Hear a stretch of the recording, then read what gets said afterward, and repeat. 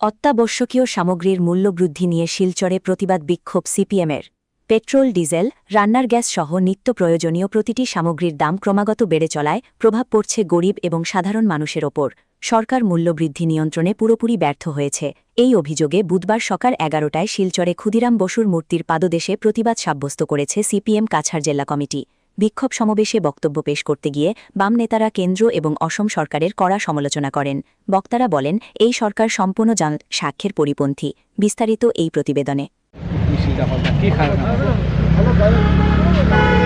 বর্তমান কেন্দ্রীয় সরকার গত 13 দিনে পণ্য অর্থাৎ পেট্রোল এবং ডিজেলের যে অস্বাভাবিক মূল্যবৃদ্ধি করেছেন এবং রান্নার গ্যাসের ক্ষেত্রে যে প্রতিবন্ধকতা সৃষ্টি করেছেন, তার পরিপ্রেক্ষিতে আজকে আমরা এই বিক্ষোভ মিছিল করছি এবং এই বিক্ষোভ সমাবেশে আমরা আমাদের স্পষ্ট করে দিয়েছি এভাবে মূল্যবৃদ্ধি ঘটছে তার বিরুদ্ধে প্রতিবাদ জানাতে আমরা আজ পথে নেমেছি।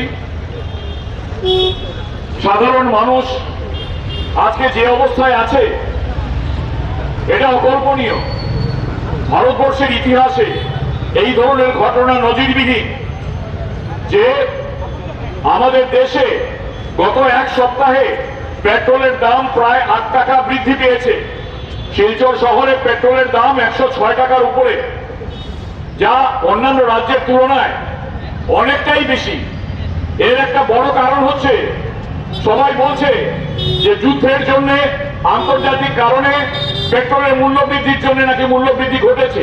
এই ব্যাপারটা যে সম্পূর্ণ মিথ্যা, এটা আপনারা যারা লেখাপড়া করেন, যারা খবরাখবর রাখেন, তারা অবশ্যই জানেন। তবুও আমি বলতে চাই যে আন্তর্জাতিক বাজারে বর্তমানে যে পেট্রোলের মূল্য, সেই মূল্য অনুযায়ী ভারতবর্ষে পেট্রোলের মূল্য হতে পারে মাত্র 40 টাকা।